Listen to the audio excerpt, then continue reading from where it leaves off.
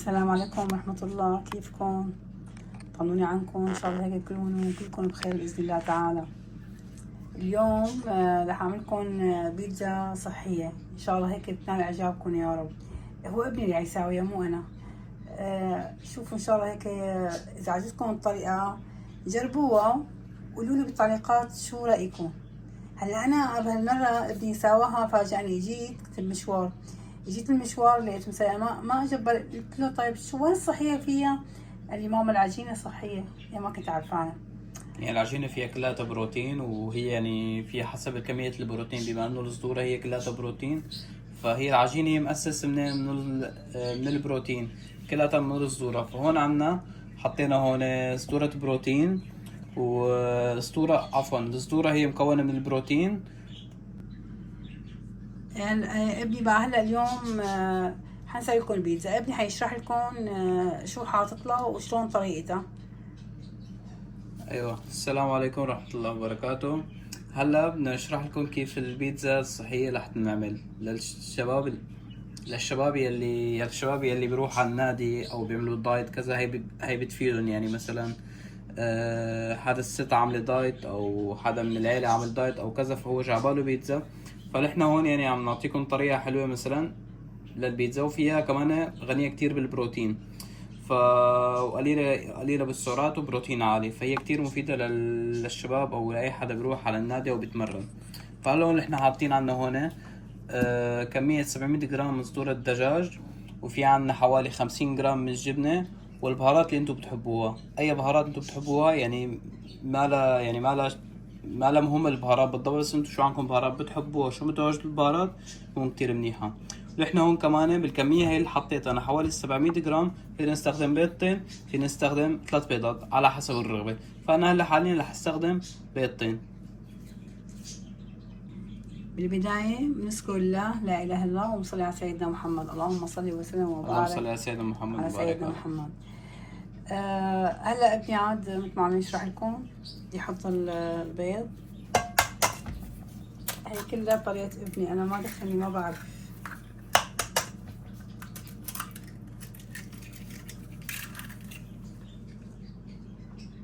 وهلا بعد ما كسرنا البيضات، فنحن هلا بدنا نخلطهم كلاتهم بقلب بعضهم.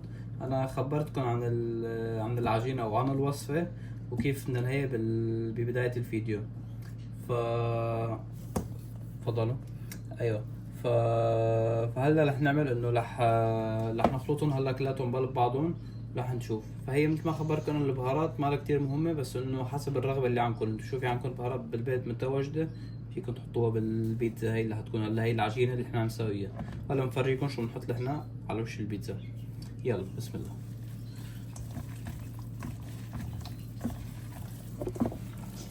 هلا بنفركن منيح. هلا هو ما في داعي، فينا نحن انتو فيكم لما تقطعوا الشرائح صدور الدجاج، ففيكم انتو كنتوا تحطوا البيض والجبنة كلهم مع بعضهم. بس انا لما كنت عم بفرم صدور الدجاج بس نسيت حط البيض والجبنة، فقلت لحالي خلص حطوا مع بعض هيك وهي بتذوب. بس نحن هون بس هي هون طلعوا يعني مفرومة كتير. انا من عندي هون فرمتها على ماكينة فرمناه على ماكينة الكبة أو محضرة الطعام. اي شي عندكم ممكن تقدروا تفرموا عليه كذا. مثل ما قلت لكم فيكم تحطوا انتم بس محضرة الطعام لنقول بيمشي الحال. اذا حطيتوا البيض والجبنة مع بعض، فهي مشان شو؟ مشان تتماسك مع بعضها. هي الجبنة مكون الجبنة والبيض مشان انه تتماسك مع بعض العجينة. هلا طلع عنده هون تماسكت الجبنة، عفوا تماسكت العجينة كلها مع بعضها. هي انه هي ما لها عجينة، بس هي فينا نقول عنها عجينة نحن، يعني لانه هي راح تكون بدل العجينة بدل العجينة المو صحية. مثل العجينة المو صحية اللي احنا متعودين عليها البيتزا، بيحطوا عليها طحين والزيت وهدول كل القصص. هي فون حتكون هي بلا طحين وبلا زيت، وبيتزا صحية. هلا هون عنا بالخطوة هاي بدنا نحط ورق الزبدة على الصينية، أي صينية عندكم ما بأثر. هلا حفرجيكم المكونات هي مكونات إضافية، يعني فيكم انتو حتى ما تحطوها. مثال عنا هون درة، 70 جرام من الدرة عنا. وعنا هون شوية من الفليفلة حوالي 60-70 جرام، ما مهم. هون عنا الموزاريلا. هاي الموزاريلا اللايت، انتو فيكم تختاروا الموزاريلا اللايت. بتجي حوالي 100 جرام، بيجي حوالي 250 سعرة على حسب. هاي لايت 250 سعرة. اما الموزاريلا العادية بتطلع حوالي 300 سعرة او اكتر. فهو ما في مو هالفرق الكبير يعني كمان، بس انه على حسب، هو اختياري كمان يعني. بس انه يعني انا بوريكم هون الشغلات يلي قليل فيها السعرات الحرارية او الكالوري يعني. هون عنا فطر. فطر هي كمية قليلة، فلأنه هي معروفة البيتزا مالها هي شغلات إضافية. وهون عنا أنا هدول شغلة سبيسيال، شغلة خاصة. هون هذا صوص البيتزا اللي نستخدمه، هذا اللي هو فينا نقول يعني تقريبا كل الأكلة أو الكذا اللي حتى يجيب الطعم تلاقيه. هذا صوص بيتزا أنا سويته بالبيت، وإذا بتحبوا انتو فرجيكم الطريقة المرة الجاية إن شاء الله. بنعمل لكم فيديو تاني، بس نعمل لكم فيديو تاني ان شاء الله المره الجايه. فرجيكم الطريقه، انتو فيكم تجيبوها جاهزه، فانا فضلت بجيبها جاهزه فسويت عندي هون بالبيت انا. ان شاء الله المره الجايه بنفرجيكم الطريقه. اذا بدهم طريقته الطريقه. ايه ان شاء الله. هلا فرجيناكم اياهم كل شيء. مكونات هاي اللي هون انتو فيكم في شغلات اضافيه انتو بتحبوها تضيفوها. هلا عنا هون اللي تتبيله اللي عملناها من شوي معكم. هلا بدنا نحط، نمدها، فينا نستخدمها كلها على حسب نشوف. هلا احنا بنحاول نمدها هيك قبل ما فينا بمدها بالصينية. ولا تنسوا ما تلبسوا كفوف عشان ما تلبي هيك بايديكم كتير، فالكفوف منيحة لهي. هلا اغلب بدنا يمكن زيادة. لا ما بتحتاج زيت لانه في ورق زبدة ماما. فنحطهم احنا هلا، نحاول نجيبها لكل الصينية. بما انه الصينية عندي هون انا شوي كبيرة والتتبيلة كانت 700 جرام، فهي للعادي فينا نحط احنا 400 جرام وبيضتين. فممكن كان لازم احط انا بيضة زيادة، بس معلش ببصر. هاي استغربنا تقريبا كل العجينة او كل الخلطة اللي بسموه شو بسموه. وهلا عاد بنحاول نمد قد ما فينا هيك شكل دائري او مربع على حسب شو الصينية والشغلة اللي بتحطوها فيها انتو، بس يفضل هيك. هلا بنحاول نمدها هيك تسوي سلسة هيك كلها مع بعض نمدها. هلا هو ما ضروري انه بمدوها كلها للصينية، بس انه يعني تعطي شكل اجمل. اخذ الرول تسويه بالرول. لا منيح هيك. اذا حطيناها بالرول بصير بتلزق، وممكن هيك كلها تيطلع معكم، فهي كتير منيحة هيك بفضل. فهي حتى بيختفوا بعدين. هي اذا مثلا عندنا شوية طعجات او كذا بتلاقيهم راحوا هلا بعد الاستواء.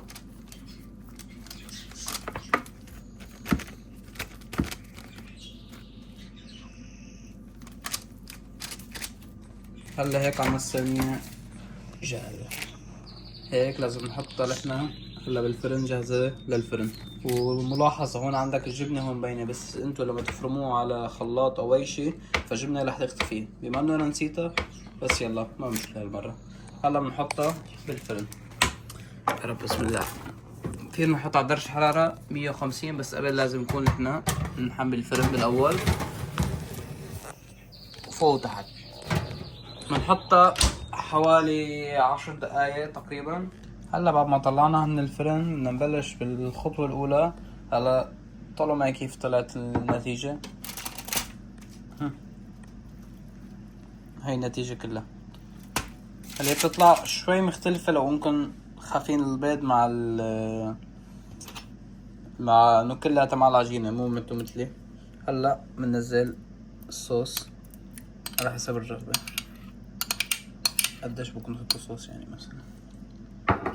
هلا نفرد الصوص بكل البيتزا، عفوا بكل العجينة. هيك تاخد كل العجينة شكل حلو. هيك صار عنا بكل العجينة. هلا نبلش بالخطوة الثانية. موزاريلا فينا نحطها كلها، فينا إذا بدكم حطوها بالفرن تحمر شوي كمان في حتى، بس انا خلص لاحظتها كلهم هي. هلا نبلش نحط بالموزاريلا اللايت.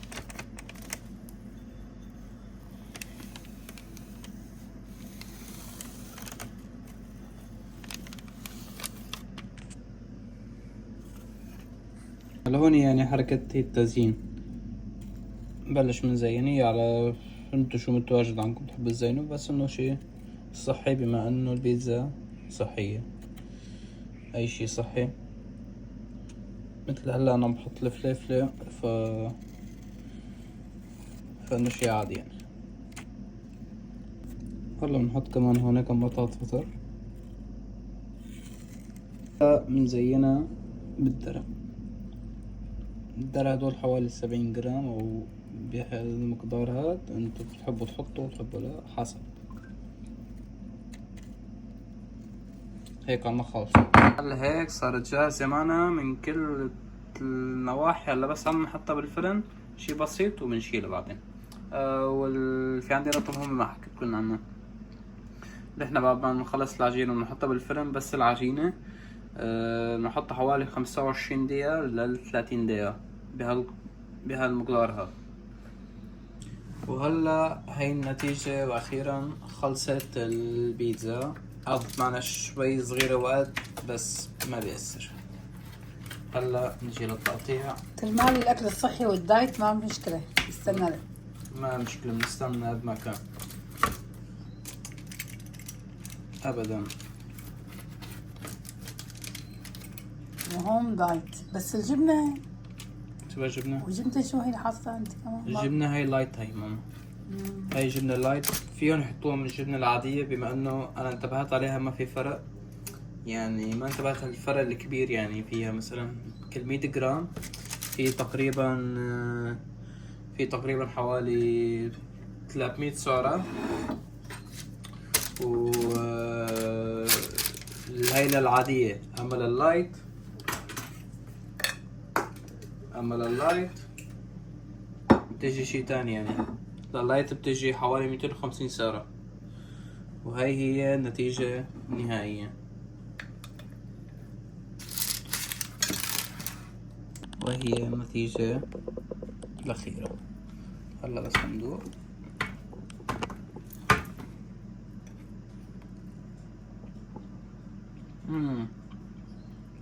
فعلا مثل البيتزا اللي بنشتريها من المحلات، بس هون طبعا بطريقة غير، بطريقة مختلفة. في عنا احنا عدلنا عليها كتير شغلات، والصدور الدجاج. بس فعليا انا بعطيها بالنسبة لإلي 10/10. قيموا لي اياها انتو عندكم بالتعليقات، واكتبوا لي قديش تعطوني عليها من 10. شكرا. لا تنسونا باللايك والاشتراك بالقناة.